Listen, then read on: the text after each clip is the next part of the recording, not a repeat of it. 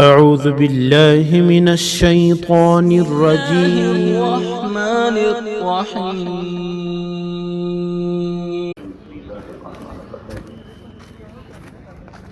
والمؤمنون والمؤمنات بعضهم أولياء بعض يأمرون بالمعروف وينهون عن المنكر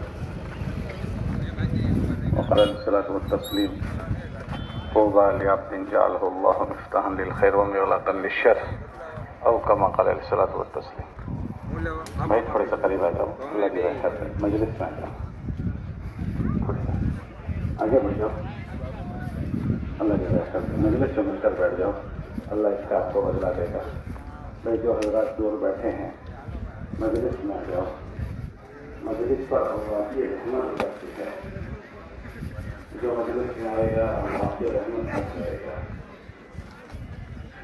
اور فرشتے مجلس کو گھیر لیتے ہیں. ہم مجلس میں آ جائیں گے، فرشتوں کے گھیرے میں آ جائیں گے. دیکھو مائک لگی ہوئی ہے، آواز تو دور تک بھی پہنچ جائے گی. مسئلہ آواز کے پہنچ جانے کا نہیں ہے، مسئلہ اللہ کو اپنی طرف دکھانے کا ہے.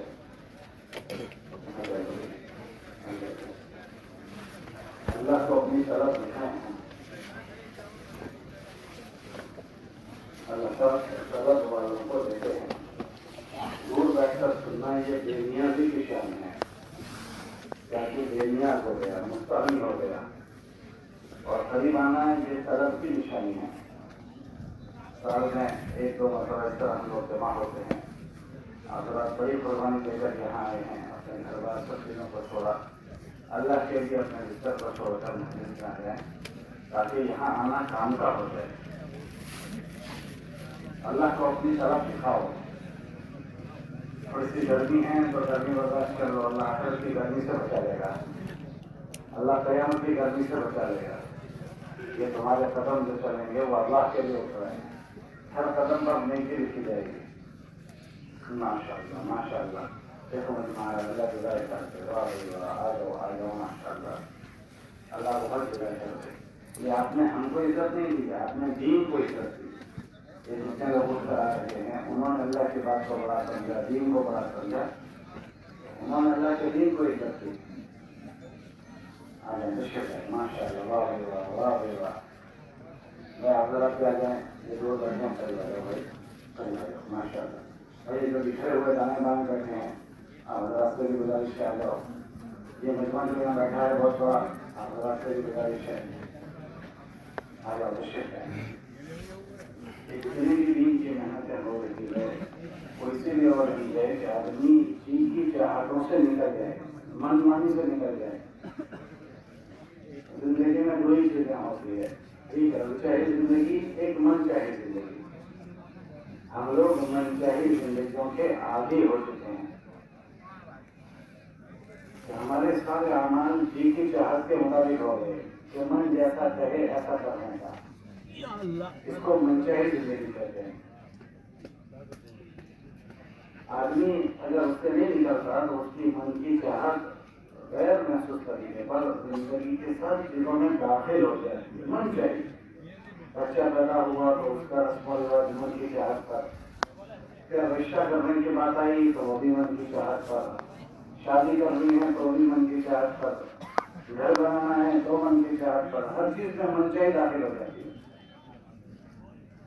اور جس کی زندگی میں من چاہیے داخل ہو جائے تو اللہ قرآن میں فرماتے ہیں، اے نبی جی کیا آپ نے ان لوگوں کو دیکھا ہے جنہوں نے اپنا معبود اپنی من کی چاہت کو بنایا ہے.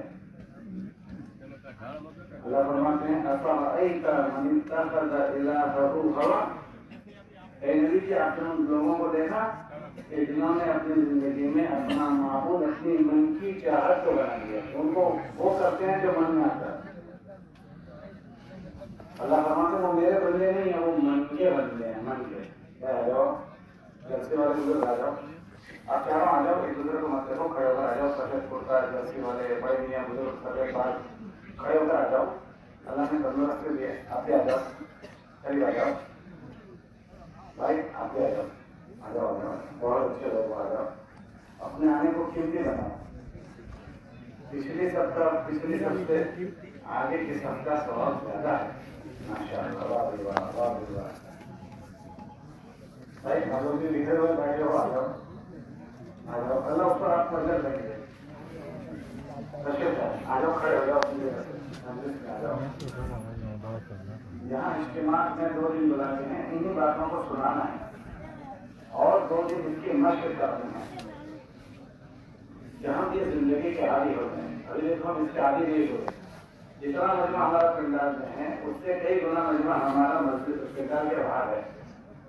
और ऐसी चीजों के खरीदने में लग गया है जो सब जगह मिलती है। इज्तिमा सब जगह नहीं मिलेंगे, साल में 1 मरतबा इज्तिमा होता है, 2 मरतबा होता है। लेकिन देखो हमारा शामियाना में कितने लोग हैं और बाहर कितने लोग हैं। बहुत बड़ा मजमा हमारा बाहर है। जब जिंदगी इसकी आदि नहीं बनती तो मुबारक जगहों पर आदमी पहुंचता है, वहां भी ऐसा ही करता है। रसूलुल्लाह में जाने वाले लोगों को आप देखो, जितना मजमा हरम में होता है उससे ज्यादा मजमा हरम के बाहर होता है। क्यों? कि हरम में बैठने का मिजाज नहीं बना, इबादत का मिजाज नहीं बना, दीन का मिजाज नहीं बना। इतनी मुबारक जगह पर पहुंचने के बाद भी आदमी इन मुबारक जगहों की नाकदरी करता है। ये अल्लाह के रास्तों में लाना और अल्लाह के रास्तों में ले जाना इसलिए होता है कि चंद दिन इस माहौल में गुजारकर उसको एक जिंदगी का आदी बनाना है। इस्लामी जिंदगी, इस्लाम कहते हैं मानने वाले को, कि हर अमर में वो बात मानने वाला बन जाए, उसकी तबीयत मानने वाली बन जाए। इस्लाम कहते ही है कि इस धड़ से अल्लाह की बात मानना।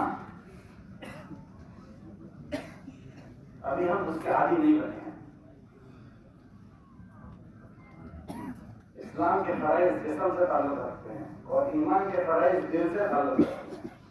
इस्लाम के 5 फर्ज और ईमान के 7 फर्ज। इस्लाम के 5 फर्ज ये धड़ से ताल्लुक रखते हैं और ईमान के फर्ज दिल से ताल्लुक रखते हैं। और जिस्म से बात मानना आ जाए उसको कहते हैं इस्लाम। अभी हमको जिस्म से बात मानना नहीं आई। बेटे अभी मेरी बात सुन रहा है, लेकिन पूछने की जी नहीं चाहता हूँ कि जिस्म बात मानने के लिए राजी नहीं। फिर किताबों में आता है कि जो जैसे जिंदगी गुजारेगा ऐसा ही मरेगा। अगर बात मानते हुए जिंदगी गुजारेगा तो बात मानते हुए मौत आएगी, और जैसा जिएगा ऐसा मरेगा, और जैसा मरेगा फिर ऐसा ही उठेगा वो, ऐसा ही उठेगा वो।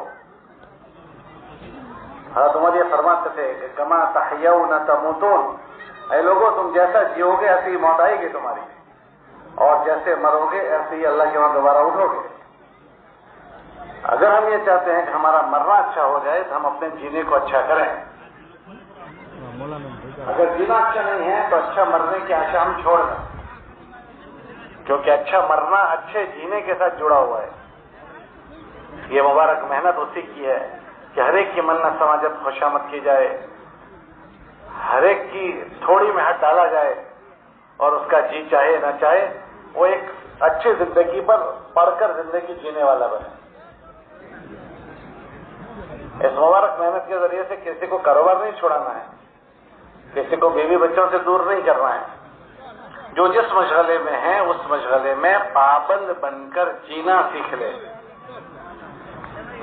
क्यों?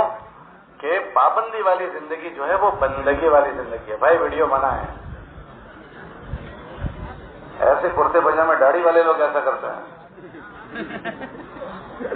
इज्तिमा में आना मुस्तहब है और वीडियो बनाना हराम है।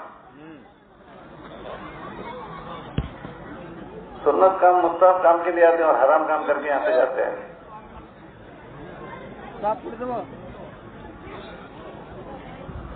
पूरे दिन नहाने पर ये छाता सब खुल गए सब।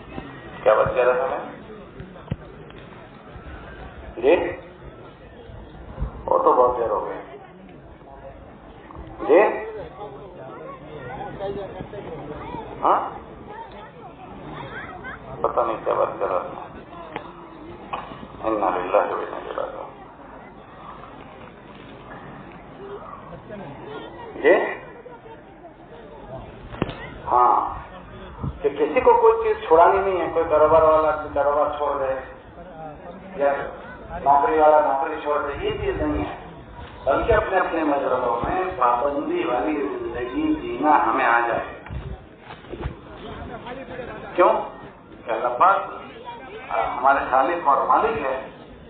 انہوں نے ہم سے تقاضا کیا ہے، ہمارے اللہ نے تقاضا کیا کہ آدمی اپنے مجرے میں اللہ کا بندہ بن کر زندگی گزارے. کونوا عباد اللہ. کئی لوگوں تم میں کہا آدمی اللہ کا بندہ بن کر زندگی گزارے. بندہ بن کر زندگی گزارنے کا مطلب کہ جو جس کام میں ہے اس کام میں یہ سیکھے کہ اس کام میں مجھے اللہ کا کیا حکم ہے، کیسے رہنا چاہیے، اس کو جانے اور ایسا رہنا سیکھے. اس کو کہتے ہیں بندگی والی زندگی. باقی اس دنیا کے مشغلے میں اگر اس ترتیب کے ساتھ کوئی مشغول ہو پھر یہ دنیا نہیں ہے، وہ دین ہے. اگر کوئی راج پاٹ کرے تو راج پاٹ کرنا بھی دین ہے. کوئی تجارت کرے تو تجارت اگر پابندی والی زندگی کے ساتھ کرے پھر وہ دنیا نہیں ہے. کتابوں میں آتا ہے کہ جو تجارت ان چیزوں کا لحاظ کرتے ہوئے تجارت کرے تو اس کا اللہ کے وہاں کیا درجہ ہے؟ تاجر الصدوق الامین، کہ سچا اور امانت دار تاجر. کہ تاجر تو ہے مگر اس کے اپنی تجارت میں سچائی کو داخل کر دیا، امانت داری کو داخل کر دیا، تو اس کا حشر کس کے ساتھ ہوگا؟ کہ نبیوں کے ساتھ ہوگا. کہ اگر تجارت کرنا بری بات ہوتی تو ان کا حشر نبیوں کے ساتھ نہ ہوتا. لیکن انہوں نے اپنی تجارت میں امانت داری کو اور سچائی کو داخل کر دیا تو اللہ پاک نے ان کا حشر نبیوں کے ساتھ کر دیا. تو یہ دنیا داری ہوتی تو نبیوں کے ساتھ تھوڑی حشر ہوتا. کتابوں میں آتا ہے کہ انصاف کرنے والا بادشاہ سلامت ہے مگر انصاف کرنے والا تو اس کی جگہ کون سی بنے گی؟ کہ کل قیامت کے دن اللہ پاک 8 آدمیوں کو اپنے عرش کے نیچے جگہ دیں گے. ان میں ایک وہ بادشاہ ہوں گے جن کے اندر انصاف ہوگا. کہ انصاف کرنے والا بادشاہ اگر انصاف کے ساتھ بادشاہت کرتا ہے تو یہ اس کی دنیا داری نہیں ہے، یہ اللہ سے قریب کرنے کا یہ ذریعہ ہے. حضرت امیر المومنین ابو بکر صدیق رضی اللہ عنہ یہ بادشاہ سلامت تھے. حضرت عمر فاروق وہ بادشاہ سلامت تھے. حضرت عثمان غنی یہ بادشاہ سلامت تھے. حضرت علی مرتضیٰ یہ بادشاہ سلامت تھے. یہ بڑے بڑے بادشاہ تھے اور بہت دنیا ان کی پھیلی ہوئی تھی. تو اگر یہ چیزوں میں مشغول ہونا دنیا داری ہوتی تو یہ کوئی اس میں مشغول نہ ہوتا. تو پھر فرق کیا ہے کہ ان چیزوں میں ایسے آدمی رہے جیسے اس میں رہنے کو کہا گیا. کوئی آدمی مزدوری کرتا ہے تو مزدوری کرنا یہ عیب کی چیز نہیں. خلافت سے پہلے حضرت علی رضی اللہ تعالیٰ عنہ مزدور تھے، زندگی بھر انہوں نے مزدوری میں گزاری. اگر کوئی آدمی اپنے بیوی بچوں کے لیے مزدوری کرے اور وہ اس میں اللہ کا حکم پورا کرے تو شام کو لوٹتا ہے من امسا کالن بیدہ، کہ جو شام کو مزدوری کر کے لوٹے تو اللہ پاک چونکہ وہ اپنی بیوی بچوں کے لیے تھکا ہے تو اس کا تھکنا اس کی مغفرت کا ذریعہ بنا دیتے ہیں. تو ہمارے وہاں تو تاجر اگر ڈھنگ سے تجارت کرے تو اس کا بھی بڑا درجہ، مزدور ڈھنگ سے بھی مزدوری کرے تو اس کا بھی بڑا درجہ، اور اگر کوئی بادشاہ بن جائے تو بادشاہ کو سلیقے سے کرے تو اس کا بھی بڑا درجہ. تو ان چیزوں میں نکالنے کی کوئی بات نہیں ہے کہ ان سب چیزوں کو کوئی چھوڑ دے. تو پھر بات کیا ہو رہی ہے کہ ان چیزوں میں جیسے مشغول ہونا ہے ایسے مشغول ہو، کہ وہ سیکھے کہ مزدوری مجھے کیسے کرنی ہے، تاجر سیکھے کہ مجھے تجارت کیسی کرنی ہے، اور اگر کوئی اللہ حکومت میں پہنچا دے تو حکومت میں ہم کو کیسے جانا ہے. کہ ان چیزوں کو سیکھنے کا نام دینداری ہے، تبلیغ کی محنت ہے. پھر آدمی اسی روش پر اپنی زندگی گزارتا ہے، پھر اس کا جینا بھی اچھا، اس کی موت آئے تو مرنا بھی اچھا. اور ایسا آدمی جب تک جیتا ہے اللہ کے رحم و کرم کے اندر آ جاتا ہے. یہ دنیا پوری اللہ کی بنائی ہوئی ہے. اگر اللہ اس میں کسی پر رحم و کرم کرے تو وہ جس حال میں ہوتا ہے وہ خوشحال ہو جاتا ہے، اور اگر کسی پر اللہ کا اس میں رحم و کرم نہ ہو تو چاہے دنیا کتنی بھی پھیلی ہوئی وسیع ہو وہ اچھی زندگی نہیں جی سکتا. اللہ قرآن میں فرماتے ہیں کہ لوگوں سے بات کہو کہ دنیا ہماری ہے، الا لہ الخلق. پھر آگے یہ بھی کہو کہ یہ دنیا ہماری ہے، اس میں بات بھی ہماری چلتی ہے، الا لہ الخلق والامر. لوگوں سے کہو کہ یہ دنیا ہماری ہے تو اس دنیا میں ہماری بات چلتی ہے. اس لیے ہم دنیا میں دیکھیں کہ 50 ایسے واقعات آپ کو ملیں گے کہ آدمی کوشش کچھ کرتا ہے اور ہوتا کچھ ہے، وہ چاہتا کچھ ہے، کوشش کچھ کرتا ہے اور نتیجہ دوسرا آتا ہے. ایسے ایک نہیں 50 واقعات ملیں گے. اگر اس دنیا میں خالی آدمی کی کوشش سے ہی نتیجہ ہوتا تو ہر آدمی کو وہ نتیجہ ملتا جیسی وہ کوشش کرتا ہے. آپ مجھے بتاؤ کہ دنیا میں اکثر لوگوں کی اولاد، زیادہ تر لوگوں کی اولاد فرما بردار ہے کہ زیادہ تر لوگوں کی اولاد نافرمان ہے؟ ذرا زور سے بولو. اکثر کی نافرمان ہے. اچھا کتنے لوگوں نے اپنے بچے کو نافرمان بنے ایسی دعا کی تھی؟ ارے بولو بھائی، کہ اولاد نافرمان ہو جائے ایسی دعا اللہ سے کتنوں نے کی تھی؟ کسی نے نہیں. اچھا بچے کے پیدا ہونے کے بعد وہ نافرمان بن جائے ایسی کالج میں کتنوں نے بچے کو پڑھایا؟ جی نافرمان بنے ایسا تحقیق کرنے نکلا ہو کوئی ایسی کالج بتاؤ جہاں نافرمانی سکھائی جاتی ہو؟ جی کسی نے بچوں کو ایسی کالج میں بھیجا ہے؟ اچھا بچے جب کھیلتے کودتے ہو گئے تو ماں باپ بچوں کی نگرانی کرتے ہیں یا آزاد چھوڑ دیتے ہیں؟ نگرانی کرتے ہیں. ابھی تو بیوی امید سے ہوتی ہے تب سے مولوی صاحب کے پاس جا کر کہتے ہیں مولوی صاحب دعا کرنا ہے، بیوی امید سے ہے تب سے دعا کرواتے ہیں. بچے کے پیدا ہونے کے بعد کہتے ہیں مولانا صاحب کوئی اچھا نام دے دو. پھر ابھی بچہ مدرسے جانا شروع ہوتا ہے تو اچھے مدرسے کو منتخب کرتے ہیں، اچھے اسکول کو منتخب کرتے ہیں، ساری چیزیں اچھی ہونی چاہیے. پھر اس کے بعد جب بڑا ہو جائے تو نگرانی کرتے ہیں کہ اس کی اٹھک بیٹھک کن کے پاس ہے، کن کے ساتھ ہے. پھر جب بڑا ہو جائے تو اچھے گھر میں شادی، اچھے گھر کی لڑکی لانے کی کوشش کرتے ہیں. تو اس بچے کو پیدا ہونے سے پہلے لے کر اب تک اس کے ماں باپ کی کوشش کیا ہوئی؟ اس کو اچھا بنانے کی ہوئی یا بگڑ جائے ایسی ہوئی؟ جی اچھا بنانے کی. یہ ساری کوششیں کیا بتا رہی ہے کہ دنیا میں اکثروں کی اولاد فرما بردار ہونی چاہیے تھی یا نافرمان ہونی چاہیے تھی؟ جی فرما بردار. اور میں نے آپ کو پوچھا ہے کہ اکثروں کی اولاد نافرمان ہے کہ فرما بردار، تو آپ نے کیا کہا؟ عقل کیا کہتی ہے کہ اولاد کیا ہونی چاہیے تھی؟ فرما بردار. اور ہو کیا رہی ہے کہ اگر ہماری اولادوں پر ہماری لگام ہوتی اور ہمارے اولادوں کی زندگیوں کی باگڈور ہمارے ہاتھ میں ہوتی تو ہم میں سے ایک کی اولاد بھی نافرمان نہ ہوتی. ہم نے ساروں نے فرما بردار بننے کے اختیار کیے تھے مگر اس کے بعد بھی نافرمان بن گئے. اس کا مطلب کہ ہمارے علاوہ اور کسی کے ہاتھ میں اس کی لگام ہے. اچھا یہ بتاؤ کہ دنیا میں زیادہ تر لوگ قرضے میں ہیں یا زیادہ لوگ بغیر قرضے کے ہیں؟ ذرا زور سے بولو. ارے بھائی ذرا زور سے بولو. قرضے میں. اچھا کتنا نے اللہ میاں سے دعا کی کہ اللہ مجھے تو قرض دار کر دے؟ کتنا نے دعا کی تھی؟ جی جی کسی نے نہیں. بھائی تمہاری کیا رائے ہے؟ کتنا نے دعا کی تھی؟ اچھا یہ بتاؤ جتنے لوگ قرض دار ہو گئے وہ دھندے بند کر کے قرض دار ہو گئے کہ چالو دھندے میں قرض دار ہو گئے؟ جی چالو دھندے میں. اچھا یہ بتاؤ کہ جتنوں نے دھندے چالو کیے تھے مالدار بننے کے لیے کیے تھے یا قرض دار بننے کے لیے؟ جی مالدار بننے کے لیے کیے تھے. تو عقل سے پوچھنا نہیں چاہیے کہ تو نے مالدار بننے کے لیے دھندا چالو کیا تھا تو مالدار تو ہوا نہیں، قرض دار کیسے ہو گیا؟ اچھا یہ بتاؤ کوئی ایسا ویپاری ہو کہ جو 100 روپے کی آئٹم لا کر 50 میں بیچتا تھا اس لیے قرض دار ہو گیا؟ کہ سب نفع چڑھا کر بیچتے ہیں؟ ذرا زور سے بولو. نفع چڑھا کر بیچتے ہیں. تو نفع چڑھا کر بیچنے والا تاجر مالدار ہونا چاہیے تھا یا قرض دار ہونا چاہیے تھا؟ تو عقل کو چیلنج نہیں ہے کہ پھر یہ قرض دار کیسے ہو گیا؟ اور ایک تو نہیں وضو پڑھتے لوگ قرض دار ہو گئے.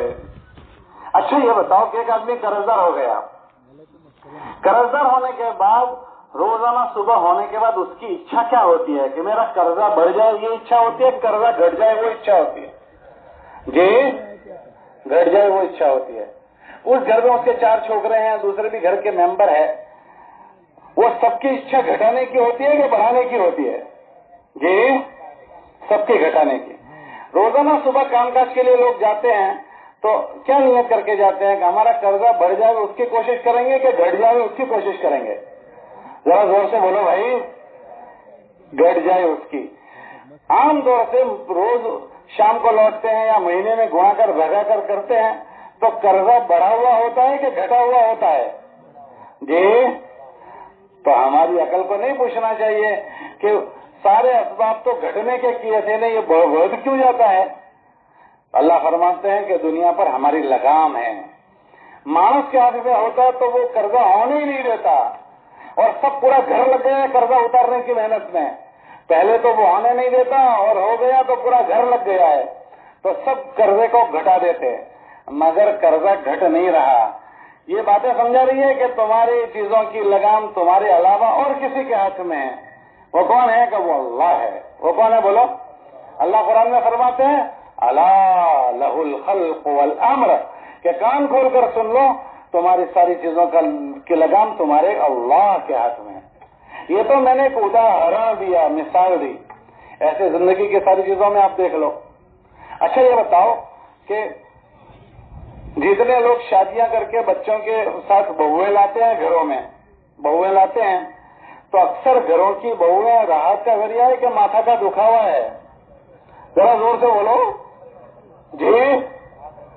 ماتھا کا دکھاوا ہے.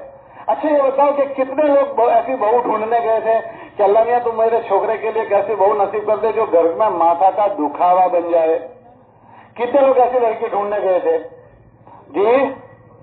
جب آپ لڑکے کی بہو ڈھونڈنے گئے تھے تو لڑکی تلاش کر رہے تھے کہ یہ نہ یہ نہیں، یہ بھی ٹھیک نہیں ہے، وہ بھی نہیں. 10 20 15 50 لڑکیاں ڈھونڈ کر ایک منتخب کی تھی، چھان پٹک کر، کہ یہ لڑکی آئے گی تو ہمارے گھر میں خوشیاں لائے گی. ہر آدمی اس طرح لاتا ہے اور راستے میں چلتے چلتے اٹھا لیتا ہے. ارے بولو، چھان پٹک کر ڈھونڈ کر لاتا ہے یا کہیں سے بھی لے آتا ہے؟ ذرا زور سے بولو بھائی. تو یہ چھان پٹک کر لانے والی لڑکی گھر میں راحت کا ذریعہ بننی تھی یا ماتھا کا دکھاوا بننی تھی؟ ارے بولو کیا بننی تھی؟ راحت کا ذریعہ بننی چاہیے تھی، اور بن کیا گئی؟ تو یہ ہماری عقل کو سوال چیلنج نہیں ہے کہ ماتھا کا دکھاوا کیوں بن رہی ہے؟ وہ اللہ فرماتے ہیں الا لہ الخلق والامر، کہ کان کھول کر سنو کہ تمہارے نظام کی لگام تمہارے ہاتھ میں نہیں، ہم اللہ کے ہاتھ میں ہے. نبیوں نے انسانوں کو یہ سمجھایا ہے کہ تم اپنی ان چیزوں میں رہ کر اس پر بھروسہ نہ کرو، اس کا پیدا کرنے والا جو ہے اس پر بھروسہ کرو. یہ ہماری زمینیں ہیں، یہ ساری زمینیں. ہمارے باپ دادا کے زمانے میں زیادہ کھیتی ہوتی تھی، کس زمانے میں زیادہ کھیتی ہوتی ہے؟ ارے بولو تو کھڑے بھائی. باپ دادا کے زمانے میں اتنی کھیتیاں ہوئی کہ انہوں نے ایک کھیتر کے 2 کیے، 2 کے 4 کیے، 4 کے 6 کیے. ہاں، اور چھوکروں نے کہ وہ بھیگا کریلا پورا کرنا شروع کیا. آج کے چھوکرے ایکڑ بڑھاتے ہیں یا باپ دادا کی بھیگی کی ہوئی بیچتے ہیں؟ ذرا زور سے بولو. اچھا، کھیتی کے اگانے کے اسباب بہت زیادہ ہو گئے کہ کھاتر بڑھ گیا اور ٹیوب ویل بڑھ گئے، بیارن بڑھ گیا. تو کھیتی آج زیادہ ہونی چاہیے تھی یا جونے زمانے میں زیادہ ہونی چاہیے تھی؟ آج ہونی تھی کہ آج سارے اسباب بڑھ گئے. تو یہ ہماری عقلوں کو چیلنج ہے کہ اگر تمہارے ہاتھ میں ہے تو کر کے دکھا دو کہ کھیتی کا کتنا بھی پاک ہو جائے لیکن اس کے باوجود برکتیں ختم ہو گئی. باپ دادا کے زمانے میں یہ سارے اسباب اتنے نہیں تھے، مگر اس میں ایسی برکت ہوتی تھی کہ انہوں نے کھیتر جمع کیے ہیں. چھوکرا کھیتر بیچتا ہے، بابا نے کھیتر جمع کیے تھے. اس میں اکثر ایسے سپوت نہیں ملیں گے کہ 100 ایکڑ ابا چھوڑ کر گئے تو اس نے 200 کی ہو، 100 کی 90 کی ہوگی، 80 کی ہوگی، 70 ایکڑ ڈالی ہوگی. بڑھانے والے کم چھوکرے ملیں گے اس پورے مجمع میں، دیکھ لینا. وہ ابھر گئے اور بڑھا کر گئے، اور یہ بڑھے لیے گھٹا رہے ہیں. وہ ابھر گئے اور کیا کر کے گئے، اور یہ بڑھے لے گھٹانے کی محنت میں لگے ہوئے ہیں. یہ ساری باتیں ہم کو سمجھاتی ہے کہ تمہاری چیزوں کی لگام تمہارے ہاتھ میں نہیں، تمہارے اللہ کے ہاتھ میں. یہ تبلیغ کی مبارک محنت کے راستے سے یہ بات سمجھائے رہے ہیں. ہر ایک کو یہ بات سمجھائی جا رہی ہے کہ یہ نظر آنے والی چیزوں اور اس کی چمک دمک پر آدمی 100% متوجہ ہوتا ہے کہ بھائی ان چیزوں میں مشغول ہونے سے ہمارے کام بنیں گے. یہ نبیوں کی محنت کے راستے سے یہ سمجھایا جا رہا ہے کہ اپنی زندگی کا رخ اللہ کی طرف کرو، کہ ان چیزوں میں اللہ کے حکموں کو داخل کر دو. اگر ان چیزوں میں اللہ کے حکموں کو داخل کر دیا تو یہ چیزوں میں اللہ خیر ڈال دیں گے، اولادوں میں خیر ڈال دیں گے، بہو میں خیر ڈال دیں گے. کمائی کی شکلیں جو اسباب ہم اختیار کریں گے ان اسبابوں میں اللہ خیر ڈال دیں گے. ایک ایک چیز میں اللہ قرآن میں فرماتے ہیں کہ جو ایمان لائے اور اچھے اعمال کرے ہم اس کے لیے اچھی زندگی بنائیں گے. من عمل صالحا من ذکر او انثى وهو مؤمن فلنحيينه حیاتا طیبہ. اور دوسری جگہ فرمایا کہ جو اس طرف توجہ نہیں دے گا کہ اس کے جینے کو ہم مشکل کر دیں گے. اللہ فرماتے ہیں اس کی زندگی کو ہم اجیرن کر دیں گے. من اعرض عن ذکری فإن له معیشتا ضنکا، کہ جو لوگ بات نہیں سمجھیں گے اور سمجھ کر انجان بنیں گے کہ ایسوں کی زندگیوں کو ہم اجیرن کر دیں گے. اجیرن، اسی کو اجیرن کہتے ہیں. مولانا محمد عمر صاحب رحمۃ اللہ علیہ فرماتے تھے اجیرن کا کیا مطلب کہ بیوی ہوتے ہوئے بغیر بیوی کا ہو جائے، اولاد کے ہوتے ہوئے بغیر اولاد کا ہو جائے، بھائی بہن ہوتے ہوئے بغیر بھائی بہن کا ہو گیا، کہ ساری نعمتیں موجود ہیں مگر ان نعمتوں کے باوجود بھی ان نعمتوں کے نفع ختم ہو گئے. کتابوں میں آتا ہے کہ جب نعمتیں جو اللہ نے دی ہے ان نعمتوں میں اللہ کے حکم پورے کیے جاتے ہیں تو اللہ پاک ان نعمتوں میں اضافہ کرتے ہیں، اور جب اس میں اللہ کی نافرمانی کی جاتی ہے تو ان نعمتوں پر حالات آتے ہیں. ان نعمتوں پر حالات، کہ حالات کیسے آتے ہیں کہ بعض مرتبہ اللہ پاک وہ نعمت ہی لے لیتے ہیں، اور بعض مرتبہ اللہ نعمت کو باقی رکھتے ہیں، نعمت کا نفع لے لیتے ہیں کہ اولاد ہی کو اللہ نے اٹھا لی، اور بعض مرتبہ اللہ نے اولاد کو باقی رکھی مگر اولاد میں سے اطاعت اور فرمانبرداری کو ختم کر دیا. بعضوں کا اللہ کاروبار ہی لے لیتے ہیں اور بعضوں کے کاروبار باقی ہے مگر کاروبار کے نفعوں کو ختم کر دیا اللہ پاک نے، کہ بجائے مالدار ہونے کے قرض دار ہو گئے، کہ نعمتوں پر آفت آئی ہے. ہمارے نبی علیہ السلام نے نعمتوں پر آفت آنے سے اللہ کی پناہ مانگی ہے کہ اللہ ہماری نعمتوں پر آفت نہ آئے. اللہم انی اعوذ بک من زوال نعمتک، اللہ ہمارے پاس جو نعمتیں ہیں اس میں زوال نہ آئے. علماء فرماتے ہیں زوال کب آتا ہے؟ جب آدمی اللہ کی نعمتوں سے اللہ کو ناراض کرتا ہے. جب آدمی کے دینی مزاج نہیں ہوتا، دینداری والا نہیں ہوتا، تو اللہ نے جو نعمتیں دی ہے اسی سے اللہ کو ناراض کرتا ہے. آنکھیں اللہ نے دی ہے اور آنکھوں سے اللہ کو ناراض کرنے والی چیزیں دیکھے گا. کان اللہ نے دی ہے، اسی کانوں سے اللہ کو ناراض کرنے والی چیزیں کرے گا. ایک ایک چیز، جتنی چیزیں اللہ نے دی ہے ان چیزوں سے آدمی اللہ کو ناراض کرتا ہے. تو جب ان چیزوں سے اللہ کو ناراض کیا جاتا ہے تو پھر ان چیزوں میں آفت آتی ہے. آفت. اس دنیا میں ایمان والا اور غیر ایمان والا تو برابر نہیں ہے. غیر ایمان والے کے لیے اللہ نے اس دنیا کو جنت بنایا ہے، وہ جو چاہے اس کے لیے اس دنیا میں جنت ہے، جو چاہے کرے. لیکن ہم ایمان والوں کے لیے دنیا جنت نہیں ہے. ہماری جنت ہمارے مرنے کے بعد ہے. ہم کو اللہ پاک نے یہاں اس دنیا میں امتحان کے لیے، پرکھنے کے لیے بھیجا ہے. خلق الموت والحیات لیبلوکم ایکم احسن عملا، ہم کو پرکھنے کے لیے بھیجا ہے. ہماری ہر چیز کا اثر اس دنیا میں پڑتا ہے. ہمارے عملوں کا بھی اثر پڑتا ہے، اچھے عملوں کا بھی، کھوٹے عملوں کا بھی. عمل تو بہت دور کی بات ہے، ایمان والے کی نیت اور اس کے جذبات کا بھی اثر پڑتا ہے اس دنیا میں. کتابوں میں آتا ہے دو آدمی جب پارٹنرشپ میں دھندا کرتا ہے تو تیسرا پارٹنر اس میں اللہ ہوتا ہے. تیسرے پارٹنر اللہ، لیکن شرط لگا دی ما لم یخن احدہما، کہ جبکہ ان دو میں سے کوئی آدمی خیانت نہ کرے. اگر دو پارٹنروں میں سے کسی کی نیت میں کھوٹ آئی اللہ اپنی پارٹنرشپ کو نکال لیتے ہیں. کیا ہوا کہ دو میں سے ایک کی نیت خراب ہو گئی؟ کہ ایمان والے کی تو نیت کا بھی اثر پڑتا ہے. نیت، اس لیے ہم کو تو نیت بنانا بھی سکھایا ہے. اللہ پاک نے قرآن پاک میں سورہ قلم 29ویں پارے میں ایک سورت ہے سورہ قلم، نون والقلم وما یسطرون. اس سورت میں ایک واقعہ بیان کیا. کن لوگوں کا واقعہ بیان کیا؟ کہ ان لوگوں کا کہ جن کو اللہ نے بہت دنیا کی نعمت دی تھی، پھر اللہ کا ان پر عذاب آیا، آفت آئی. کس پر آفت آئی؟ کہ ان کی نیت کی خرابی پر آفت آ گئی. کیا واقعہ بیان کیا؟ کہ ایک بستی میں، یمن کی ایک علاقے کی واقعہ اللہ نے قرآن میں بیان کیا کہ ایک باپ کی بہت بڑی زمین تھی. جب کھیتی اگتی تھی تو باپ اس کے 3 حصے کرتا تھا. ایک حصہ آئندہ سال اگانے کے لیے اسٹاک کرتا تھا، ایک حصہ اپنے کھانے پینے کے لیے رکھتا تھا، اور ایک حصہ ہمیشہ غریبوں میں تقسیم کرتا تھا. جب ابا کا انتقال ہو گیا تو بیٹوں نے آپس میں مشورہ کیا کہ ہمارے ابا ایسے کام کرتے تھے کہ غریبوں کو اتنا بڑا دے دیتا تھا، تو ہمیں اب آئندہ غریبوں کو نہیں دینا ہے، ہم ابا کے انتقال کے بعد یہ سارا کچھ گھر لے آئیں گے. ایک بیٹا سمجھدار تھا، اس نے کہا ایسی نیت نہ کرو، یہ غلط نیت ہے. تو دوسرے بھائی کہنے لگے تجھے سمجھنا پڑے، تجھے تو پھر بھیگی سمجھ پڑ جاتی ہے، ابھی سمجھنا پڑے، پھر جب آواز اڑاتا ہے تو کیسی سمجھ پڑ جاتی ہے؟ بھیگی سمجھ پڑ جاتی ہے۔ تو چھوکرے کو سمجھانے لگے کہ تجھے سمجھنا پڑے، اور مشورہ کر کے اس کی بات سنی نہیں، اور رات میں کھیتی کاٹنے کے لیے گئے۔ تو جب اپنی جگہ پر پہنچے تو وہاں کھیتی نہیں تھی، تو بھائی پریشان ہو گئے کہ ہماری کھیتی نہیں ہے، ہم غلط جگہ پر آ گئے۔ تو دوسرا بھائی کہنے لگے کہ نا صحیح جگہ پر آئے ہیں، پہلے مجھے سمجھ نہیں پڑتی تھی، اب تم کو سمجھ نہیں پڑ رہی ہے، کہ دیکھو یہ نشانیاں، ہم کھری جگہ پر آئے ہیں۔ جب صبح ہوئی تو دیکھا کہ جگہ تو وہی ہے، کھیتی نہیں ہے، کہ رات میں آسمانوں سے بجلی گری اور ساری کھڑی کھیتی کو جلا کر چلی گئی۔ اللہ نے قرآن میں اس کا ذکر کیا ہے اور فرمایا کہ ان کے فساد نیت پر اللہ نے ان کی کھڑی کھیتیوں کو ختم کر دیا۔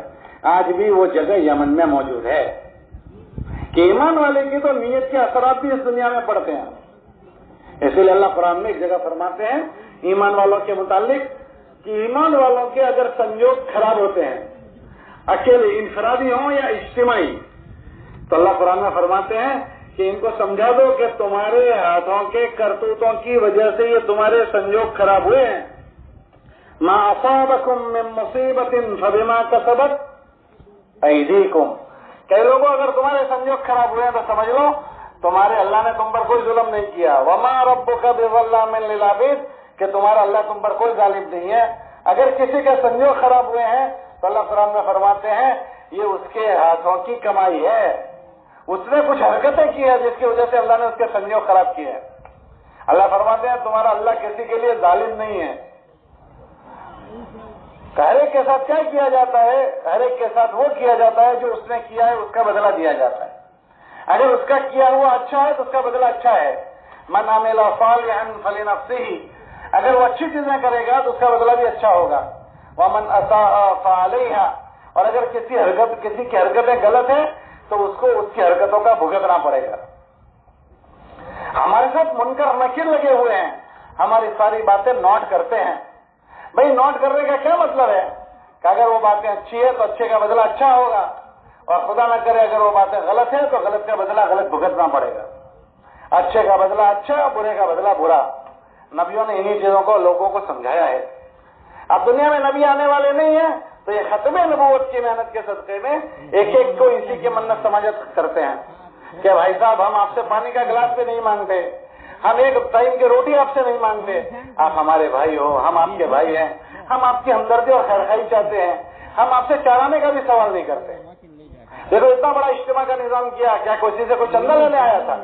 اتنا بڑا پانی کا نظام کیا اور اتنی بڑی بجلی کا نظام کیا کہ کوئی ہم سے چندہ لینے آیا ہے؟ کہ نبیوں کا طریقہ یہ ہے کہ جان ہماری لگے، مال ہمارا لگے اور زندگیاں دوسروں کی بنے، یہ نبیوں کا طریقہ ہے۔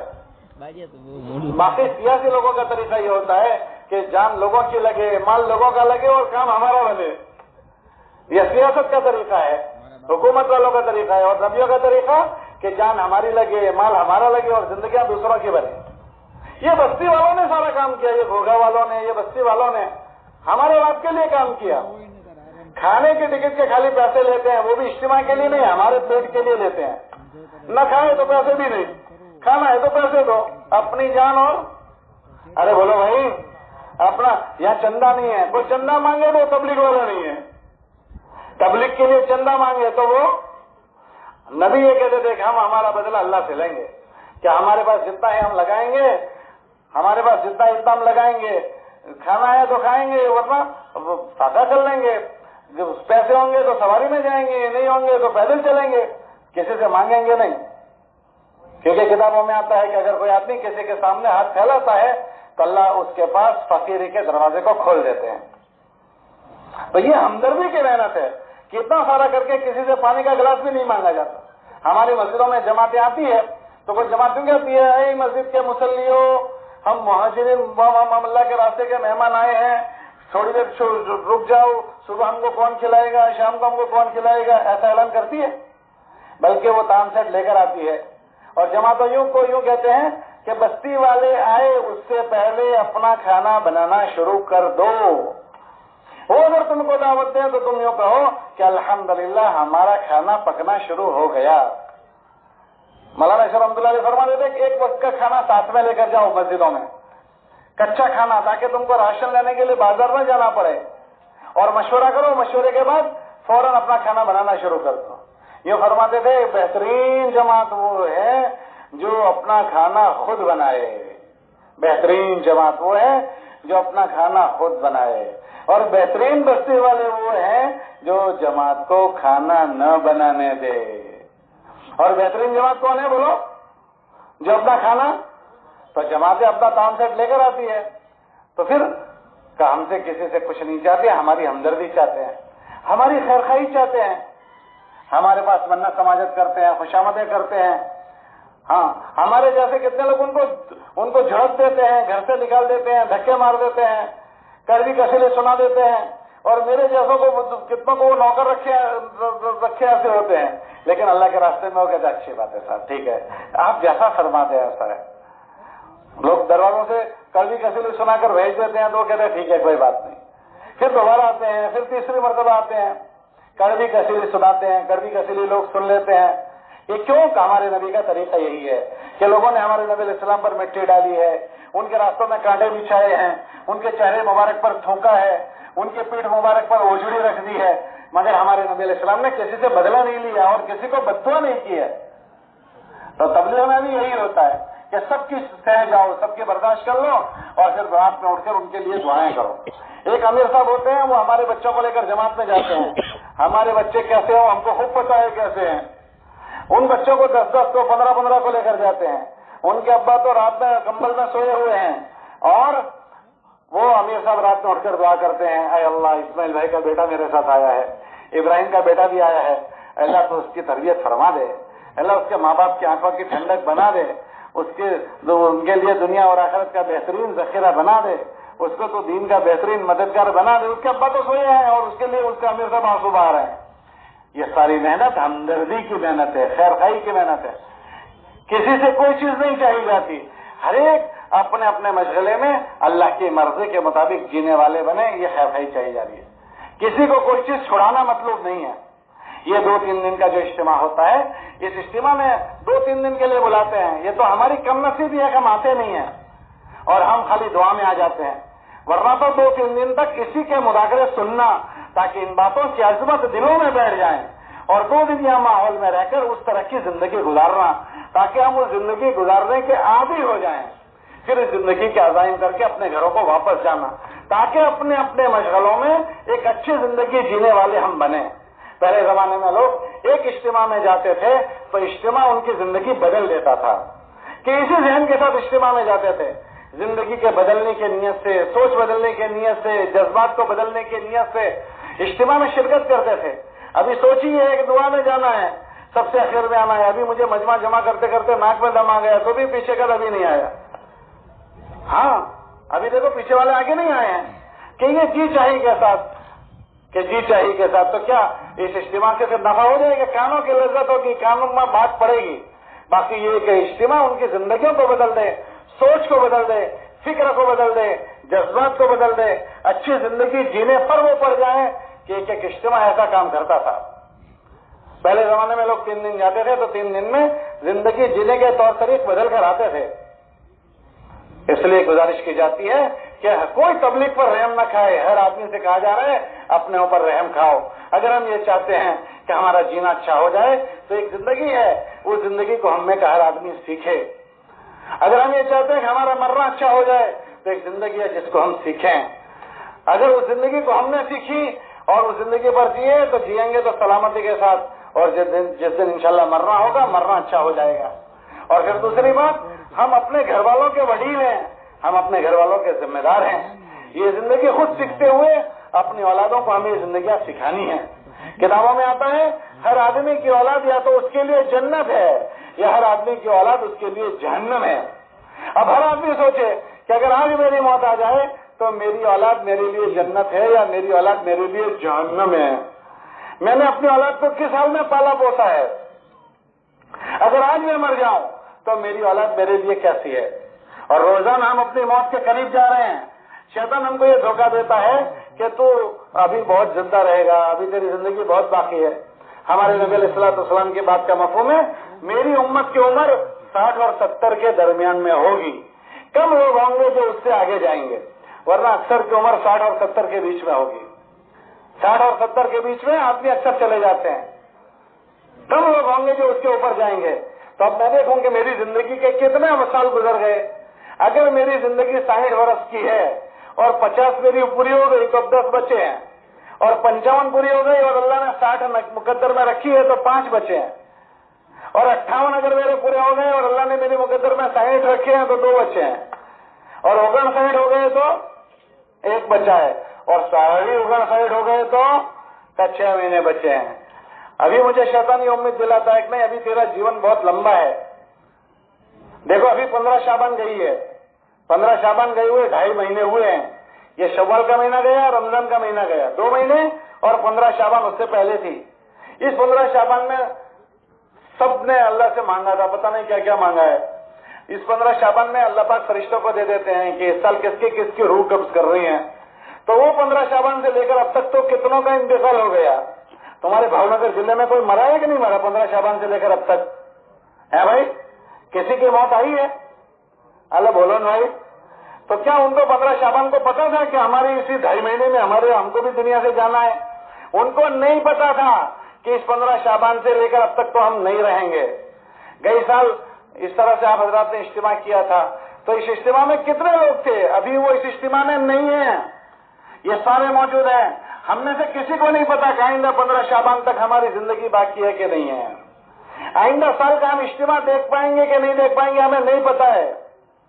اسی لیے حضرت شیخ نے 2 باتیں لکھی ہے کہ ہر آدمی جو کام کرنے کا موقع ملے اس کو آخری سمجھ کر لے.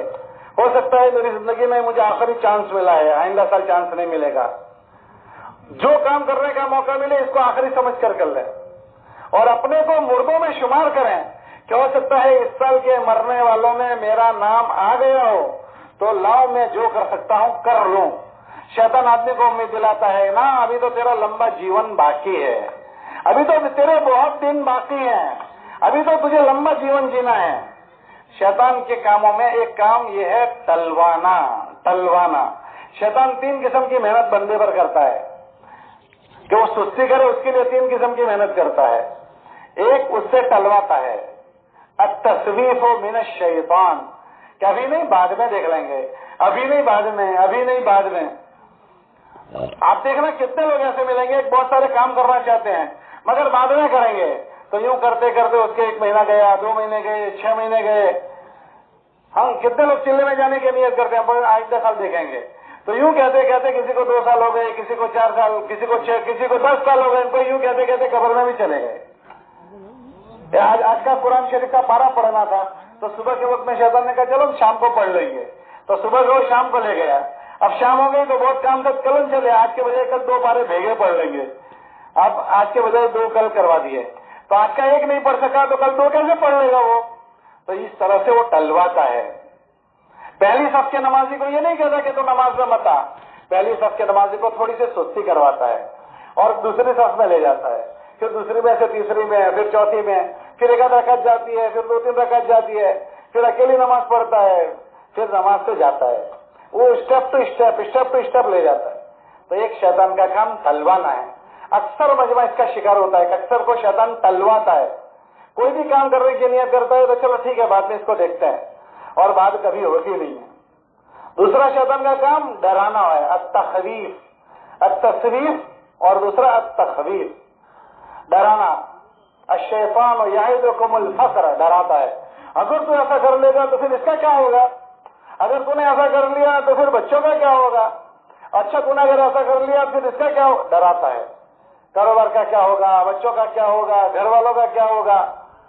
دنیا میں بہت سارے لوگ ہمیشہ کے لیے دنیا سے چلے گئے، تو ان کے بچوں کا کیا ہوا.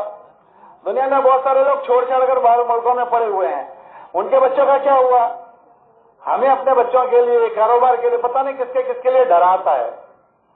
یہ دوسرا کام شیطان کا ہے. اور تیسرا ہے تصویر، سولت لهم انفسهم امرا، کہ جن کاموں میں لگے ہیں اسی کو اچھا بنا کر دکھاتا ہے تاکہ دوسرے کرنے کی سمجھ نہ پڑے، کہ جو جس کام میں لگا ہے اسی کو خوبصورت بناتے ہیں، خوبصورت بنا کر پیش کرتا ہے کہ ہاں تم نے یہ جو کیا وہ ٹھیک کیا. یوسف علیہ السلام کو ان کے بھائیوں نے کنویں میں ڈال دیا. پھر ابا کو کیا جواب دیں گے؟ بھائی کو کنویں میں ڈال دیا تو اس نے کہا کہ اس کا کرتا اتار لو اور اس کو خون میں لگا دو اور کہو دیکھو بھیڑیا کھا گیا. سولت لہم انفسہم امرا، کہ ان کو ایسا سجایا کہ ایک طریقہ تمہارا ٹھیک ہو گیا اور بھائی کو کنویں میں ڈلوا دیا. تو یہ کہ کوئی جس کام میں لگا ہو اسی کو خوبصورت بنا کر پیش کرتا ہے. تو جو کر رہا ہے وہ ٹھیک ٹھاک کر رہا ہے تاکہ اس کو دوسرا کوئی کام کرنے کی سمجھ ہی نہ پڑے. یہ تبلیغ کی محنت اس کی ہے کہ آدمی چوکن نہ ہو جائے، دھوکہ نہ کھائے. اور سب سے بڑا ابھی دکھی ہے کہ دھوکہ کھایا ہوا یوں کہتا ہے کہ میں نے دھوکہ نہیں کھایا ہے. جیسے کانچا پیٹ کا آدمی ہوتا ہے کہ میری تو عادت ہے میں کبھی ایک طرف کی نہیں سنتا ہوں، میں تو دو طرف، وہ ہمیشہ کانچا پیٹ کا ہی ایک کان کا ہی ہے. وہ ایک کان کا آدمی ہمیشہ کہتا ہے اپنی تو عادت ہے، اپنے کانچے پیٹ کے نہیں ہیں، کانچے کان کے نہیں ہیں، اور اس کے علاوہ دوسرا کام وہ کرتا بھی نہیں ہے. تو ایسی اس دنیا میں دھوکہ کھایا ہوا جو کہتا ہے کہ میں دھوکہ نہیں کھایا ہوں. کیا دھوکہ نہیں کھایا؟ دھوکہ کھا گیا اس کی کیا نشانی ہے؟ کہ وقت پر کوئی کام مجھ سے نہیں ہوتا، وقت پر میری نماز نہیں ہوتی، وقت پر میری قرآن نہیں ہوتا، وقت پر میری تسبیح نہیں ہوتی، وقت پر میرے محلے میں ٹائم نہیں دیتا ہوں، وقت پر میں اپنے بچوں کو جو ٹائم دینا ہے وہ بھی نہیں دیتا ہوں، میں اپنے بیوی کو ٹائم نہیں دیتا ہوں.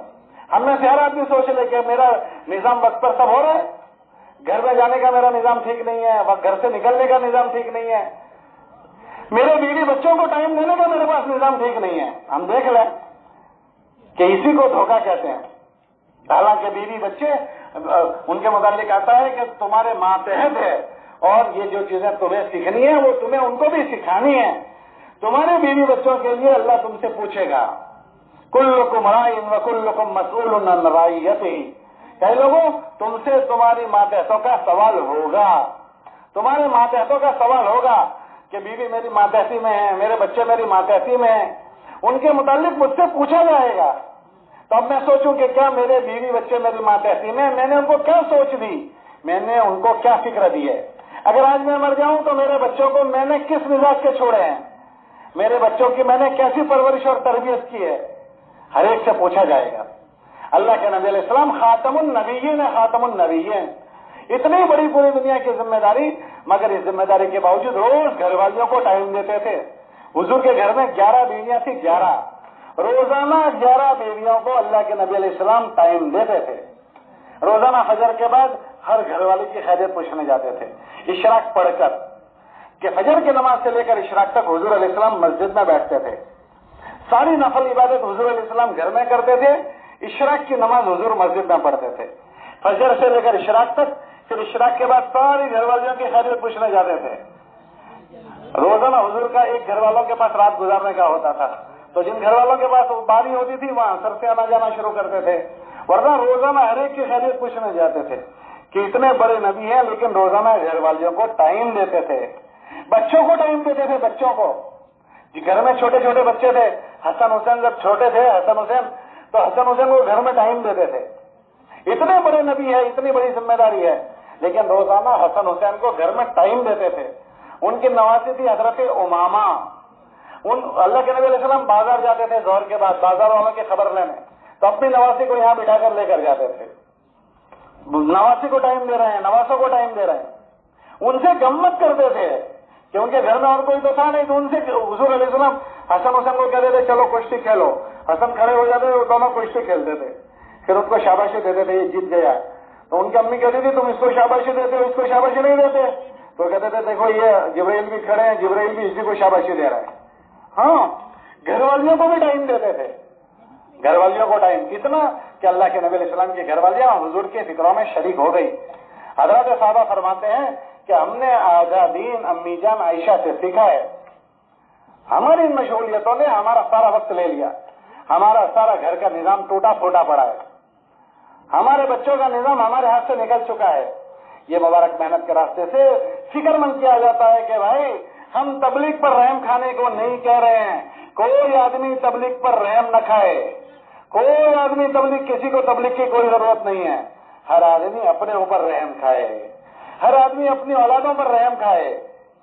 تبلیغ کو کسی کی کوئی ضرورت نہیں ہے، ہر ایک کو اپنی ضرورت کی چیز ہے. یہ مبارک محنت میں جائے گا تو تو اپنا بھلا کرے گا. ایک اچھا جینا تو خود سیکھے گا، اچھے جینے پر تو پڑے گا. تبلیغ کو کوئی نفع نہیں ہوگا، تجھے تبلیغ نفع پہنچائے گی.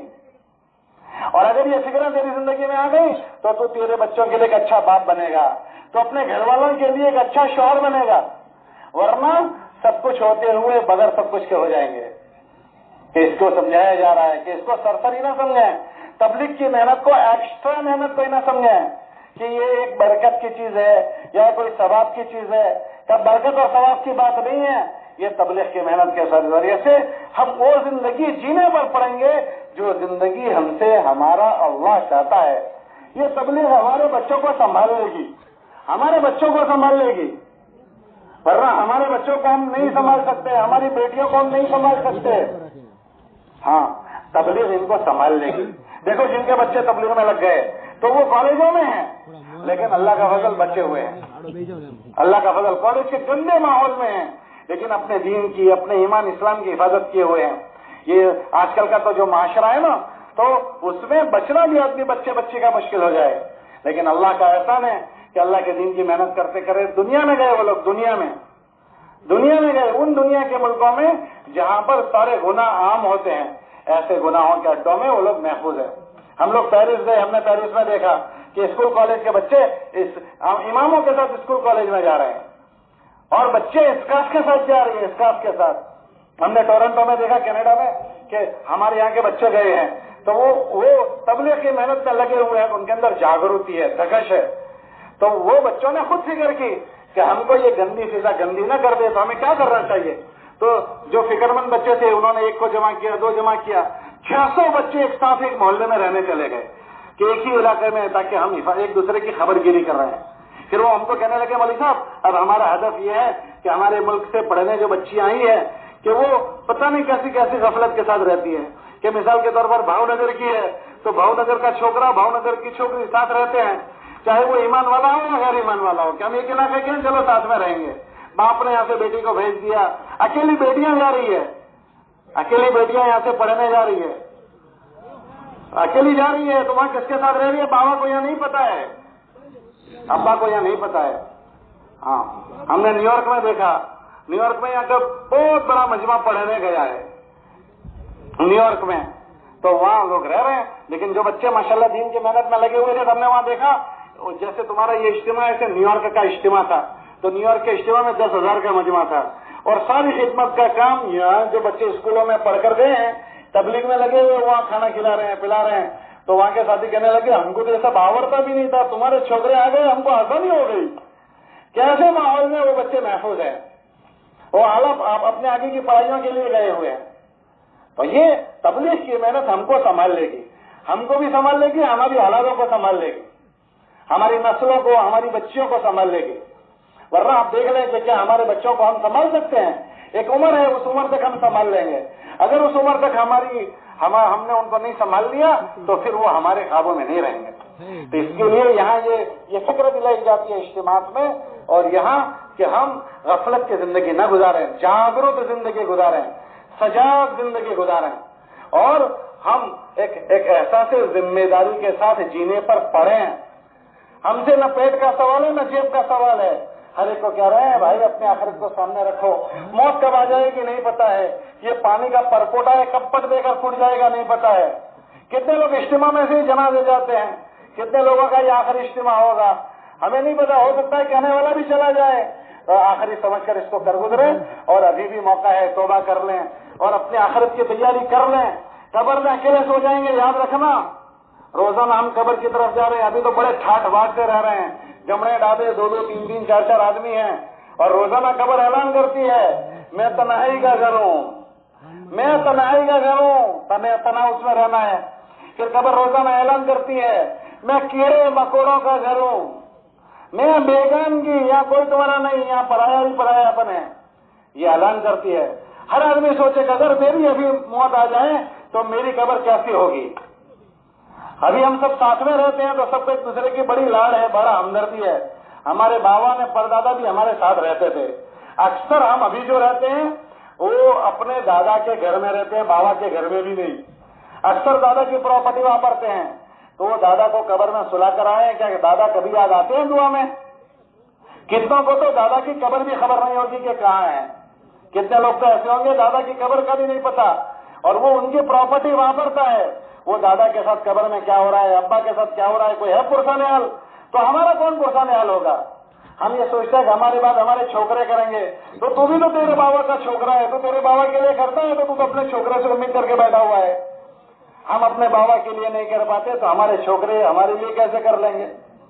اس لیے دھوکہ نہ کھائیں, یہ سب دھوکے کی باتیں ہیں. اچانک موت آئے گی, یہ پانی کا پرپوٹا پھوٹ جائے گا, اچانک موت آئے گی. بیچارہ کون کے سال میں مرے گا نہیں پتا ہے, کون کے سال میں مرے گا نہیں پتا ہے. ہم گزشتہ آپ کے اجتماع میں آئے تھے امریلی ضلع کے, تو امریلی میں تھے تو وہاں کسی گاڑی کا ایکسیڈنٹ ہوا تھا. مسلمان 4 بچے تھے, چاروں وہیں مر گئے تھے. تو وہ کہہ رہے تھے کہ جب ہم گاڑی اسکارپیو تھی, اسکارپیو اٹھانے گئے تو پتا چلا اس میں زور زور سے گانے بج رہے ہیں اور گاڑی پلٹ گئی اور چاروں بچے مر گئے اور گانے بج رہے ہیں. اسی حال سے دنیا سے رخصت ہو گئے. کس کی موت کب ہے نہیں پتا. حضور علیہ السلام نے فرمایا میں ایک طرف سلام پھیراؤں تو دوسری طرف پھیرا پاؤں گا کہ نہیں پاؤں گا مجھے نہیں پتا. نوالا اٹھاؤں تو حالت میں اترے گا کہ نہیں پتا مجھے. موت اتنی قریب ہے, موت اتنی قریب ہے, ہمیں کسی کو نہیں پتا. کل ہم یہاں آ رہے تھے پرسوں, ہمارے وہاں کا 30 سال کا نوجوان MR تھا, ایک فیکٹری میں جا رہا تھا, ٹکر لگی, وہیں شہید ہو گیا. موت اتنی قریب ہے. لیکن شیطان آشا دلاتا ہے کہ نہیں ابھی تیری زندگی بہت لمبی ہے, بہت ابھی جینا باقی ہے, اور وہاں کی تیاری نہیں کرنے دیتا ہے. ہم ہر آدمی اپنی زندگی کو آخری سمجھ کر کہ بھائی پتہ نہیں اس سال مجھے آگے موقع ملے نہ ملے, میں توبہ کر لوں, جو زندگی کے دن باقی ہے اس کو ٹھیک ٹھاک کر لوں, اور اپنے پیچھے اپنے گھر والوں کو اچھے چھوڑ کر جاؤں, اپنی بیوی, اپنے بچوں کو اچھے چھوڑ کر جاؤں. ہم اپنے بچوں کی طرف سے غفلت برتے ہوئے ہیں, گھر والوں سے غفلت برتے ہوئے ہیں. ہمارے بزرگ فرماتے ہیں اگر تم یہ چاہتے ہو کہ تمہارے پیچھے کے لوگ اچھے بن جائیں تو تم اپنی گھر والی کو اپنی فکروں میں شریک کر لو. اگر تمہاری گھر والی تمہاری فکروں میں شریک ہو گئی تو تمہارا گھر بن جائے گا. گھر بنتا ہے گھر والی سے. گھر کس سے بنتا ہے بولو؟ ارے بھائی ذرا زور سے بولو. اب تو سمجھ, گھر والی سے. ابھی تیری آئی نہیں نا. ارے کیسے گھر بنتا ہے بولو؟ گھر والی سے بنتا ہے. گھر تو گھر والی سے ہوتا ہے. گھر والی کو کہتے ہیں گھر کی والی. کیا مطلب اس کا؟ گھر میں اسی کی چلتی ہے. کس کی چلتی ہے؟ اگر اس کو سمجھ میں بات آ گئی وہ پورے گھر والوں کو سمجھا دے گی. بچے جو بچے ہوتے ہیں وہ ماں کے تابع ہوتے ہیں. کس کے تابع ہوتے ہیں؟ ہم کسی کو پوچھیں کہ تمہاری بھاشا کون سی ہے تو کیا پوچھتے ہیں؟ بھائی تمہاری پترو بھاشا کون سی ہے؟ ارے بولو یہی پوچھتے ہیں ہم. تو کیا پوچھتے ہیں؟ ماتر بھاشا کون سی ہے. تو کیوں بابا کی بھاشا کوئی الگ ہوتی ہے؟ ارے بولو بابا کی بھاشا کوئی الگ ہوتی ہے. کہ بابا کی بھاشا الگ نہیں ہے, مگر بچے ماں کی نقل کرتے ہیں اس لیے یوں پوچھتے ہیں تمہاری ماترو بھاشا کون سی ہے. انگریزی میں پوچھتے ہیں تمہاری مدر ٹنگ کون سی ہے. کوئی یہ نہیں پوچھتا تمہاری فادر ٹنگ کون سی ہے. فارسی میں پوچھتے ہیں تمہاری مادری زبان. کوئی یہ نہیں پوچھتا پیدری زبان. تو ماترو بھاشا, بچے ماں کی نقل کرتے ہیں. اور کھوٹا نہ لگے تو دوسری بات کہوں, کھوٹا نہ لگے تو دوسری آگے کی بات کہوں, چھوکرے بھی ماں کے تابع نہ چھوکرے کا بابا بھی ماں کے تابع ہوتا ہے. آپ کو کھوٹا نہ لگے تو چھوکرے بھی ماں کے تابع اور چھوکروں کا بابا بھی. ارے ذرا زور سے بولو, چھوکروں کا بابا بھی ماں کے تابع ہے. اچھا مجھے بتاؤ, ہمارے گھر میں ہمارے چھوکرے یا چھوکری کا رشتہ آوے, رشتے کے لیے کوئی آوے, اور ہماری اچھا ہے کہ رشتہ ہاں کر دینا ہے, پر ماں کا ارادہ نہیں ہے, گھر والی کا ارادہ نہیں ہے, تو کیا ہوگا؟ ہماری اچھا تو ہے کہ اس رشتے کو ہاں کر دینا ہے, پر اپنی گھر والی کا ارادہ نہیں ہو رہا ہے, وہ نہیں چاہتی ہے, تو رشتہ ہوگا یا نہیں ہوگا؟ اللہ ذرا زور سے بولو, کیوں نہیں ہوگا؟ جی کیوں نہیں ہوگا؟ اچھا وہ چاہتی ہے کہ ہو جائے, ہم چاہتے ہیں نہ ہو, تو کیا کرے گی؟ کیسے ہو جائے گا بھائی؟ اس کی گھروں کے ماحول میں چلتی ہے. اچھا تم سب یہاں کافی بیٹھے ہو, تو اگر گھر والی رکاوٹ بنتی, کوئی لفڑا کھڑا کر دیتی, نہ کوئی مسئلہ بتاتی, تو تم میں سے ایک بھی آ سکتا تھا. اللہ بولو تو کرے. یہاں بیٹھے ہوئے ہیں, گھر والے کا فون آئے گا, چالو منٹ میں اٹھا دیں گے. گھر والے کا اٹھانا پڑے گا. اگر وہ یہاں بیٹھے ہوئے ہیں 2-4 فون کر دیں تو چالو اجتماع میں سے گھر چلے جاتے ہیں. بھائی گھر والے کا فون آیا تھا, تو گھر والی کو کہتے ہیں گھر والی, گھر کی والی. ہم اس کو نظر انداز کر دیتے ہیں. ہم اس کو نظر انداز نہ کریں, اس کو اپنی فکروں میں شریک کر لیں. ہمارے حضرت رحمۃ اللہ علیہ فرماتے تھے ایک مرد کا بننا ایک مرد کا بننا ہے، پھر یہ فرماتے تھے ایک عورت کا بننا، ایک نسل کا بننا اور ایک خاندان کا بننا، یہ فرماتے تھے ایک عورت بن گئی تو ایک نسل بن جائے گی، اور ایک مرد کا بننا ایک آدمی کا بننا ہے۔ پھر یہ فرماتے تھے مرد کا دین دروازے کے چوکھٹ پر اور عورت کا دین گھر کے اندر تک، عورت کا دین گھر کے اندر تک۔ عورت کو گھر ذہن بنانے کا اللہ نے ملکہ دیا ہے، ذہن بنانے کا۔ ایک باپ ہوتا ہے، اس کے 5 بچے ہیں اور 5 بیٹیاں ہیں، سب کے وچار ایک جیسے ہوتے ہیں، سب الگ الگ مزاج کے ہوتے ہیں، الگ بولو تو کھڑے، سب الگ الگ مزاج کے، پر ماں میں اللہ نے ایسی صلاحیت ہوتی ہے کہ 5 چھوکروں کو بھی سچ ہوتی ہے اور 5 چھوکریوں کو بھی کھیلا بند دیتی ہے، اس کھیلے پر سب بندھیلے رہتے ہیں۔ باوا کے کھیلے پر کوئی بندھیلا نہیں رہتا، ماں کے کھیلے پر سب جڑے ہوئے ہوتے ہیں۔ بھائی کس پر جڑے ہوئے ہوتے ہیں؟ ماں پر کے باوا پر۔ پھر ان 5 چھوکروں کی 5 بہویں گھر میں آتی ہے، پھر ان 5 چھوکریوں کے 5 جمائے آتے ہیں، تو 10 میں 10، وہ سب الگ الگ وچار کے ہوتے ہیں کہ ایک وچار کے ہوتے ہیں، لیکن ماں سب کو لے کر چلتی ہے۔ اس کو ذہن بنانے کا اللہ نے ملکہ دیا ہے۔ اگر وہ اچھے کام میں معاون بن گئی تو اس سے اچھی کوئی نہیں، اور اگر وہ ٹہری ہو گئی تو اس سے بری کوئی نہیں۔ ہمارے نبی علیہ السلام کی سب سے بڑی معاون جو بنی ہے وہ امی جان خدیجہ رضی اللہ عنہا بنی ہے۔ جب ہمارے نبی علیہ السلام کا سینہ مبارک کھولا گیا اور دھویا گیا تو گھر جا کر چادر اوڑھ کر سو گئے، تو ان کے گھر والی امی جان خدیجہ رضی اللہ تعالیٰ عنہا کو انہوں نے اٹھ کر بتایا کہ میرے ساتھ ایسا ایسا ہوا۔ تو امی جان نے کہا اچھا ایسا ہوا ہے تو چلو ہمارے ایک رشتے دار ہے ورقہ ابن نوفل، اس کے پاس جائیں گے۔ تو وہاں جا کر پوری کاروباری سنائی کہ میرے ساتھ ایسا ہوا ایسا ہوا۔ تو ورقہ ابن نوفل نے پوری بات سنی تو کہنے لگا کہ اچھا اگر تمہارے ساتھ ایسا ہوا ہے تو پھر یہ نبی ہیں، اور ایک زمانہ آئے گا کہ مکے کے لوگ ان سے دشمنی کریں گے اور مکے سے ان کو نکالیں گے، اگر اس زمانے میں زندہ رہا تمہارا میں ساتھ دوں گا۔ یہ بات سنی تو ہمارے نبی کہنے لگے مجھے مکے والے نکالیں گے، مجھ سے دشمنی کریں گے؟ تو یہ بات سنتے ہی امی جان نے دیکھا ہے کہ ان کے شوہر اللہ کے نبی علیہ السلام وہ ان کو صدمہ ہوا ہے، ایک دم بازی سنبھال لی عورت نے اور کہنے لگی نانا اللہ کے نبی ایسا نہیں ہوگا۔ پھر 5 دلیلیں دی کیوں نہیں ہوگا، کہ مکے والے آپ سے دشمنی نہیں کریں گے۔ کیوں نہیں کریں گے؟ تو دلیل دی انک لتصل الرحم، کہ آپ تو رحم رشتہ داری کو جوڑتے ہو۔ پھر دوسرا کہ پھر آپ تقریب ضعیف مہمان نوازی کرتے ہیں، تکسب المعدوم، تعین علی نوائب الحق۔ یہ دلیلیں دی کہ آپ یہ کام کرتے ہیں، یہ کام کرتے ہیں، یہ کام جو ایسے کام کریں ان کو کیسے نکال دیں گے؟ اپنے شوہر کو سب سے پہلی جو دھارس بندھائی ہے وہ عورت نے بندھائی ہے۔ سب سے بڑی مددگار بیوی بنی ہے، سب سے بڑی مددگار، اور اگر بیوی کوئی کام نہ کرنے دے تو پھر اس کو کوئی ہرا بھی نہیں سکتا۔ فرعون اس کے جوتش نے اس کو بتایا تھا کہ تمہارے خاندان میں فلاں خاندان میں ایک لڑکا پیدا ہونے والا ہے، وہ تمہارے راجپاٹ کو ختم کر دے گا۔ تو اس نے پوچھا کون سے خاندان کا ہوگا؟ کہ فلاں خاندان کا۔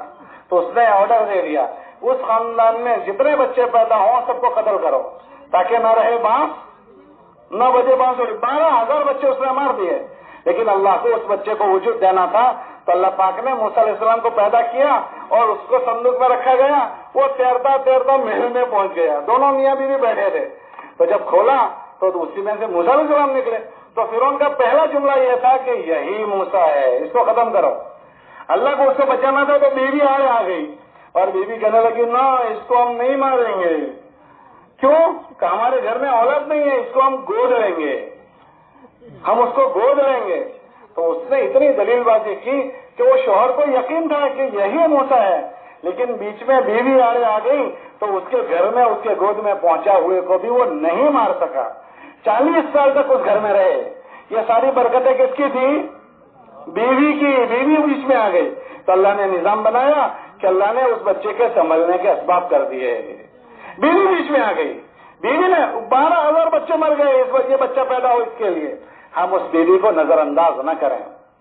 ہم بیوی کو نظر انداز کرتے ہیں تو ہماری بیوی ہماری فکروں میں شریک نہیں ہوتی، اس کا سب سے بڑا اثر ہماری اولادوں پر پڑتا ہے۔ ہماری اولادیں جس گھر میں میاں بیوی کی ایک فکر ہو جائے اس گھر کو آباد کرنے کی فکر نہ کرو، یہ دونوں کی ایک فکر گھر کو آباد کر دے گی۔ اور جس گھر میں میاں بیوی کی فکروں میں مت بھید ہو جائے اس گھر کو برباد کرنے کی کوئی فکر نہ کرے، میاں بیوی کا فکر کا اختلاف اس گھر کو خود ہی برباد کر دے گا. سب سے پہلے ان کے مت بھید کا اثر ان کے بچوں پر پڑے گا, ان کے بچے ضائع اور برباد ہو جائیں گے. آپ دیکھ لینا, جس گھر میں میاں بیوی میں اختلاف ہو ان کے بچے رکھڑ جاتے ہیں. اس لیے حضور نے سب سے پہلے اپنی بیویوں کو اپنی فکروں میں شریک کیا ہے. ہم اپنی بیویوں کو اوائڈ نہ کریں, ان کو اپنی فکروں میں شریک کریں. اس بگڑے ہوئے ماحول میں بیویاں بچوں کو سنبھال لے گی. بیویوں کو ٹائم دیں. یہ لڑنے کا رشتہ نہیں ہے. دنیا کا سب سے پہلا رشتہ بیوی ہے. سب سے پہلا رشتہ ماں بہن نہیں. اللہ نے آدم کے ساتھ کس کو بنایا؟ بیوی کو بنایا. تو دنیا میں سب سے پہلا رشتہ بیوی, اور سب سے آخری رشتہ وہ بھی بیوی. جنت میں کس کے ساتھ جاؤ گے؟ اللہ بولو تو کھڑے. جنت میں بیوی کے ساتھ جاؤ گے تو پہلا رشتہ بھی بیوی اور آخری رشتہ وہ بھی بیوی. تو یہ ہمارے جیون کا ساتھی ہے, یہ لڑنے کی چیز نہیں ہے. ہمارے آپس میں اتنی اس لیے بدمزگی ہوتی ہے کہ بیوی جو چیز ہے اس کو ہم ایسے وہ چیز نہیں دیتے جو اس کو دینے کی ہے. وہ ہماری محبت کے محتاج ہوتی ہے. ہم اس کو محبت دیں. خرچے سے مسئلہ نہیں ہوتا, وہ محبت کی پیاسی ہوتی ہے.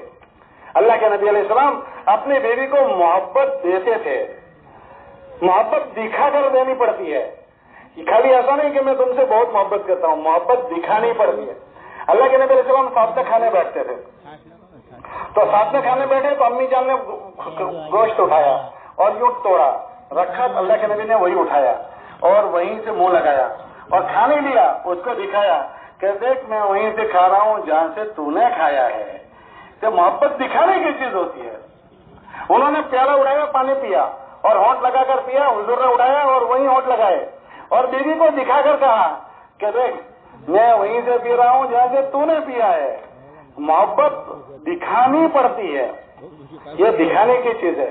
تو اپنی بیویوں کو ہم کبھی محبت دکھائیں. کہ اس لیے کہتے ہیں کہ اس کے منہ میں نیوالا دینا صدقہ ہے. کوئی دیتا نہیں, اس لیے کہا دے تو کھڑے, صدقے کا ثواب ملے گا. یہ 50 جھگڑوں کو ختم کر دے گا. اپن کہتے ہیں شرم آتی ہے. مارکیٹ میں جھگڑے کرتے شرم نہیں آتی, پورے محلے کو جمع کرنے میں شرم نہیں آتی, نیوالا منہ میں دیتے ہوئے شرم آتی ہے. جھگڑا کیا, پورے محلے کو جمع کر دیا اور 6 مہینے تک پنچایتیں چلی تو شرم نہیں آئی. ایک بیوی سے تو نیوالا دینا, یہ اس کے دل میں محبت بھر دے گا. اس کی تعریف ہم کریں. اللہ کے نبی علیہ السلام نے گھر والوں کی تعریف کی ہے. اللہ کے نبی علیہ السلام کی گھر والی کا انتقال ہوا امی جان خدیجہ کا, تو فرماتے تھے کانت کیتا و کیتا و کیتا, وہ ایسی تھی, وہ ایسی تھی, وہ ایسی تھی. تعریف کرتے تھے.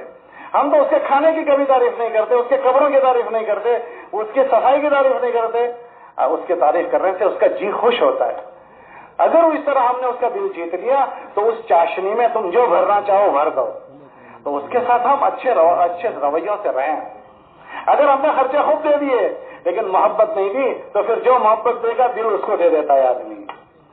جو محبت دے گا, اس لیے آپ دیکھو شادی کے بعد بھی لڑکے کا دل بیوی سے مطمئن نہیں ہے اور شادی کے بعد بیوی کا دل شوہر سے مطمئن نہیں ہے. کہ کس سے مطمئن ہوگا؟ کہ جیسے اطمینان ہوگا اس سے مطمئن ہوگا.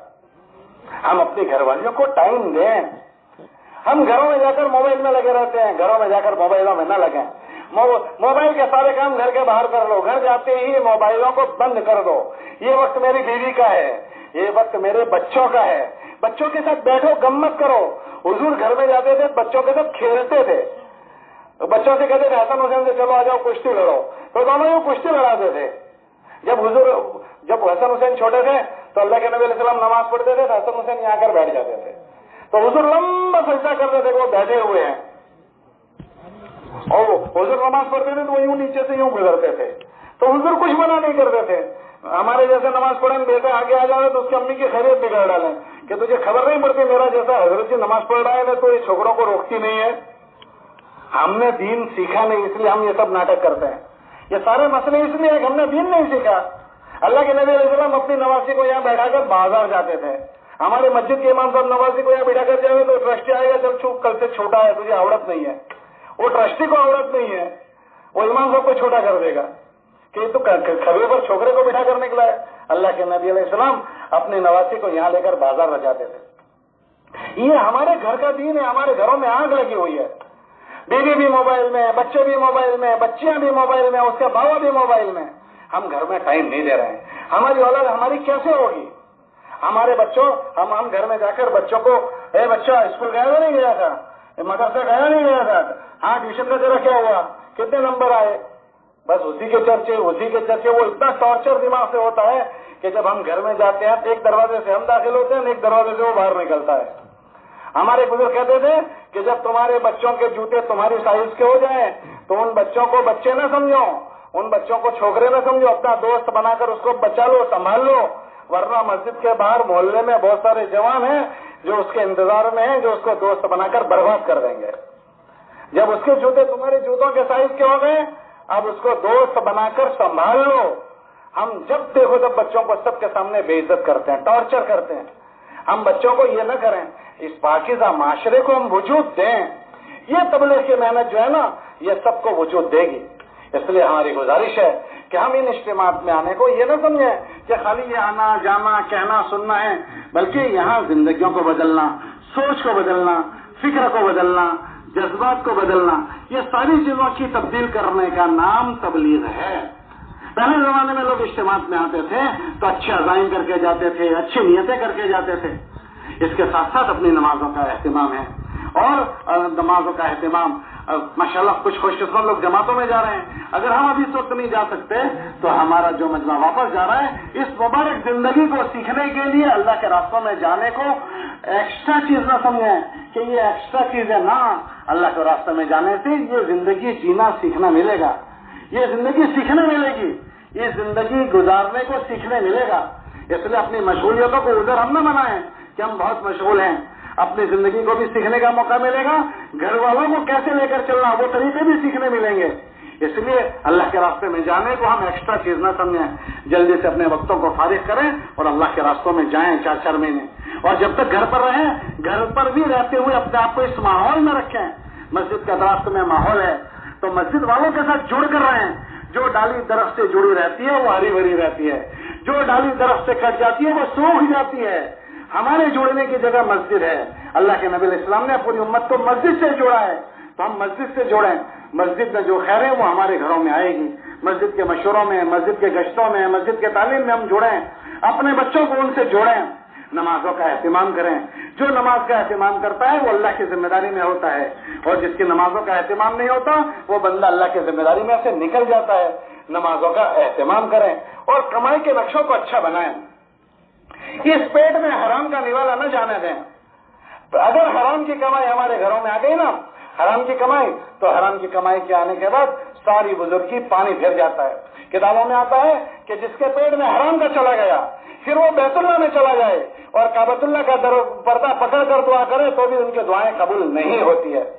اس لیے سود میں نہ جائیں, بینکوں میں نہ جائیں. آج کل بینکوں کی الگ الگ شکل آئی ہے, فلاں کریڈٹ. ان بینکوں کی شکل میں نہ جائیں. بینکوں میں جانے والا اس کا اللہ سے اعلان جنگ ہے, اعلان جنگ. 2 جگہ پر اللہ نے اپنی جنگ کا اعلان فرمایا ہے, 2 جگہ پر. ایک, جو لوگ بینک کا نظام بینک میں جاتے ہیں ان کے لیے اللہ فرماتے ہیں کہ ان کا میرے ساتھ اعلان جنگ ہے. کیا اللہ کے سامنے آج تک کوئی جیت سکا ہے؟ آپ دیکھنا اللہ قرآن میں فرماتے ہیں بینک والوں کو, سود والوں کو ہم گھٹا دیں گے. یمحق اللہ الربا, ہم سودی نظام والوں کو توڑیں گے, ان کی کمر کو توڑ دیں گے. آپ دیکھنا کوئی سود کا نظام والا پروان نہیں چڑھا ہے. دکھتے میں یہ دکھتا ہے 100 کے 125 ہو گئے. اللہ کہتے ہیں میں توڑوں گا. 40 سال بھی نہیں گزریں گے کہ ان کی پیڑھی پوری ہو جائے گی.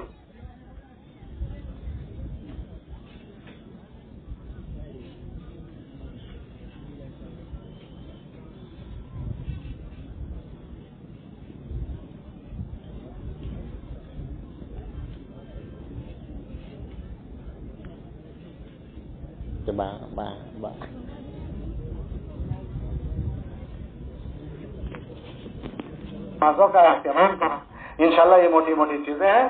اگر ان موٹی چیزوں کے ساتھ مسجد کے عمل کا اہتمام ہو گیا تو جئیں گے تو سلامتی کے ساتھ جینا ملے گا, اور انشاءاللہ جب مریں گے تو ہمارا مرنا اچھا ہو جائے گا. اس اجتماع کو خالی آنا جانا نہ کریں.